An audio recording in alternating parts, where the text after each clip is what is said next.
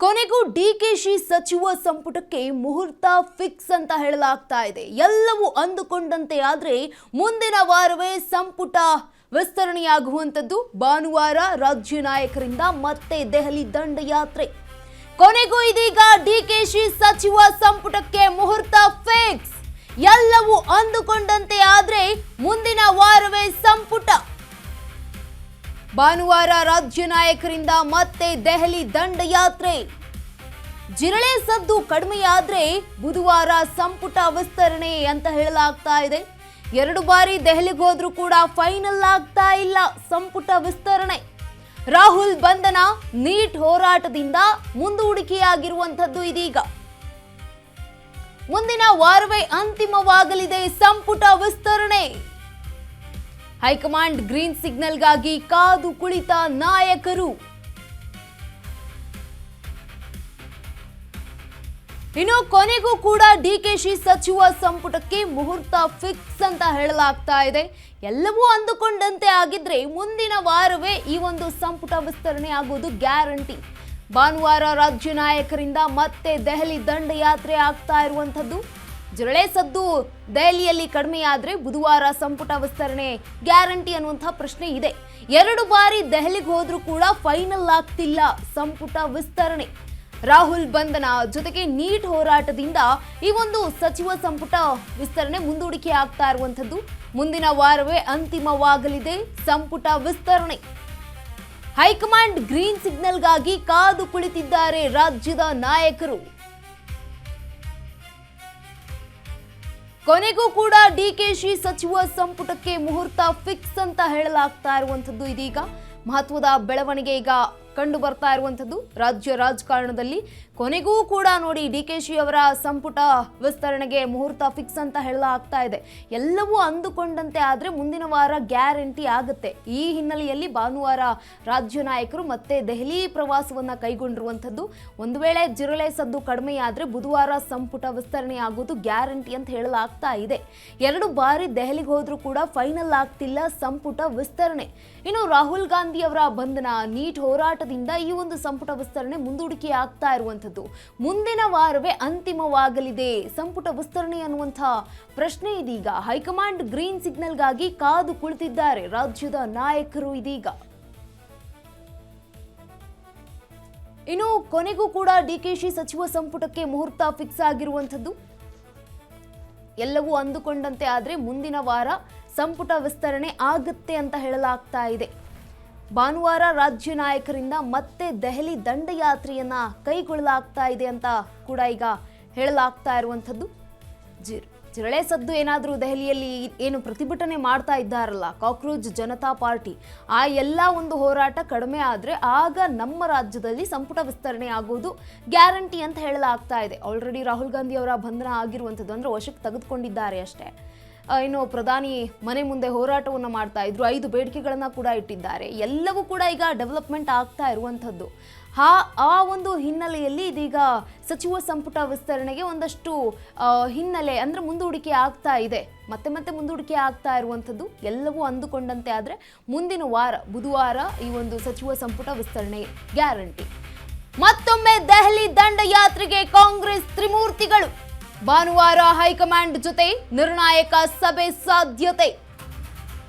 18 ಮಂದಿ ಸಚಿವರಾಗಿ ಪ್ರಮಾಣ ವಚನ ಸ್ವೀಕರಿಸುವ ಸಾಧ್ಯತೆ ಇದೆ. ಡಿಕೆಶಿ ಸಂಪುಟ ಸೇರುವ ಅದೃಷ್ಟವಂತ 18 ಶಾಸಕರು ಇವರೇ ನೋಡಿ. ಈ 18 ಕಾಂಗ್ರೆಸ್ನ ಶಾಸಕರಿಗೆ ಈ ಬಾರಿ ಒಲಿಯಲಿದೆ ಮಂತ್ರಿಗಿರಿ. ಈ ಕುರಿತಾಗಿ ನಿಮ್ಮ ಶೂವೇಗ ನ್ಯೂಸ್ನಲ್ಲಿ ಸೂಪರ್ ಎಕ್ಸ್ಕ್ಲೂಸಿವ್ ಸ್ಟೋರಿ ಇರುವಂಥದ್ದು. ನಮ್ಮಲ್ಲಿ ಜಿಲ್ಲಾವಾರು ಸಂಭಾವ್ಯ ಮಂತ್ರಿಗಳ ಎಕ್ಸ್ಕ್ಲೂಸಿವ್ ಪಟ್ಟಿ ಇದೆ. ಯಾವ ಜಿಲ್ಲೆಯಿಂದ ಯಾವ ಶಾಸಕರಿಗೆ ಬಂಪರ್ ಚಾನ್ಸ್ ಸಿಗುತ್ತೆ. ಹಾಗಿದ್ರೆ ಕೆಲ ಹೆಸರುಗಳ ಬಗ್ಗೆ ಹೈಕಮಾಂಡ್ನಲ್ಲಿ ಇನ್ನೂ ಗೊಂದಲ ಇದೆ. 2 ಸ್ಥಾನಗಳನ್ನ ಖಾಲಿ ಇಡಲು ಹೈಕಮಾಂಡ್ ತಂತ್ರವನ್ನ ರೂಪಿಸ್ತಾ ಇದೆ. ಮತ್ತೊಮ್ಮೆ ದೆಹಲಿ ದಂಡಯಾತ್ರೆಗೆ ಈಗ ಕಾಂಗ್ರೆಸ್ ತ್ರಿಮೂರ್ತಿಗಳು ಹೋಗ್ತಾ ಇರುವಂಥದ್ದು. ಭಾನುವಾರ ಈ ಒಂದು ಹೈಕಮಾಂಡ್ ಜೊತೆ ನಿರ್ಣಾಯಕ ಸಭೆಯನ್ನ ಕೂಡ ನಡೆಸಲಿದ್ದಾರಂತೆ, ಸಾಧ್ಯತೆ ಇದೆ.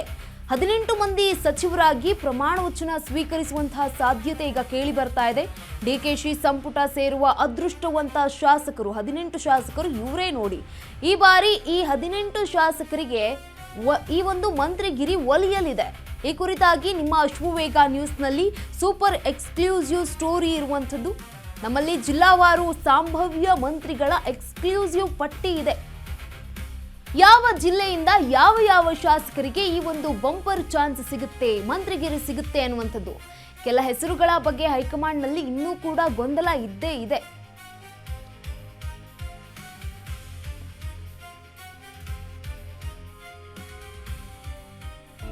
ಹಾಗಿದ್ರೆ ಯಾರಿಗೆ ಒಲಿಯುತ್ತೆ ಮಂತ್ರಿಗಿರಿ ಗಮನಿಸ್ತಾ ಹೋಗೋದಾದ್ರೆ ಪುಟ್ಟರಂಗ ಶೆಟ್ಟಿ ಚಾಮರಾಜನಗರ ಕ್ಷೇತ್ರದ ಶಾಸಕರಾಗಿದ್ದಾರೆ. ಇವರಿಗೆ ಈಗ ಮಂತ್ರಿಗಿರಿ ಕೇಳಿ ಬರ್ತಾ ಇರುವಂತದ್ದು. ಸಲೀಂ ಅಹಮದ್ MLC ಕೋಟಾದಲ್ಲಿ ಈಗ ಇದ್ದಾರೆ, ಅವ್ರಿಗೂ ಈಗ ಸಚಿವ ಸ್ಥಾನ ಅಂತ ಹೇಳಲಾಗ್ತಾ ಇದೆ. ಹಾಗೆ ಎಂ ಕೃಷ್ಣಪ್ಪ ವಿಜಯನಗರ ಕ್ಷೇತ್ರದ ಶಾಸಕರಾಗಿದ್ದಾರೆ. ಚಲುವರಾಯ ಸ್ವಾಮಿ ಮಂಡ್ಯ ಜಿಲ್ಲೆಯ ಶಾಸಕ. ಇತ್ತ SS ಮಲ್ಲಿಕಾರ್ಜುನ್ ಇವರು ಕೂಡ ದಾವಣಗೆರೆಯ ಶಾಸಕರಾಗಿದ್ದಾರೆ.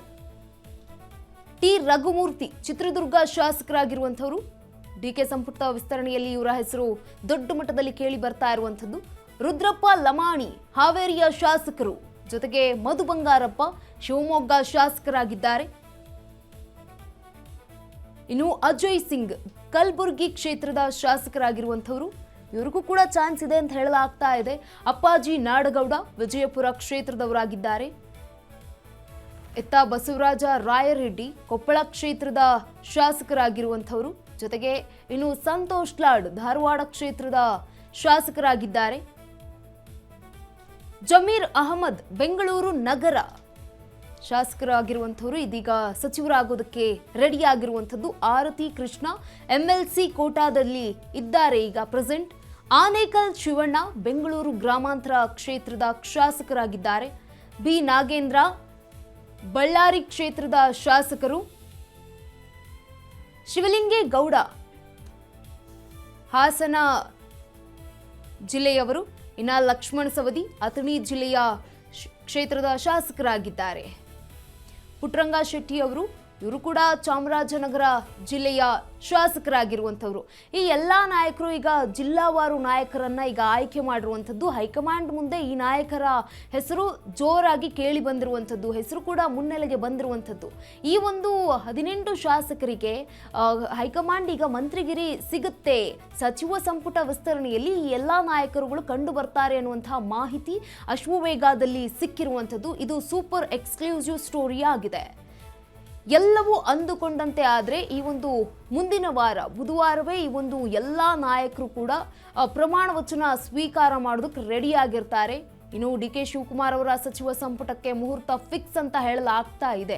ಎಲ್ಲ ಅಂದುಕೊಂಡಂತೆ ಆದರೆ ಏನು DK ಶಿವಕುಮಾರ್ ಅವರು ಎಲ್ಲ ಏನು ಅಂದ್ಕೊಂಡಿರ್ತಾರಲ್ಲ, ಈ ಟೈಮಲ್ಲಿ ಈ ಒಂದು ಪ್ರಮಾಣ ವಚನ ಸ್ವೀಕಾರ ಮಾಡಬೇಕು, ಈ ಟೈಮ್ನಲ್ಲೇ ನಾವು ಸಚಿವ ಸಂಪುಟ ವಿಸ್ತರಣೆ ಮಾಡಬೇಕು ಅಂತ ಅದೆಲ್ಲವೂ ಅಂದುಕೊಂಡಂತೆ ಆದರೆ ಮುಂದಿನ ವಾರ ಆಗುತ್ತೆ.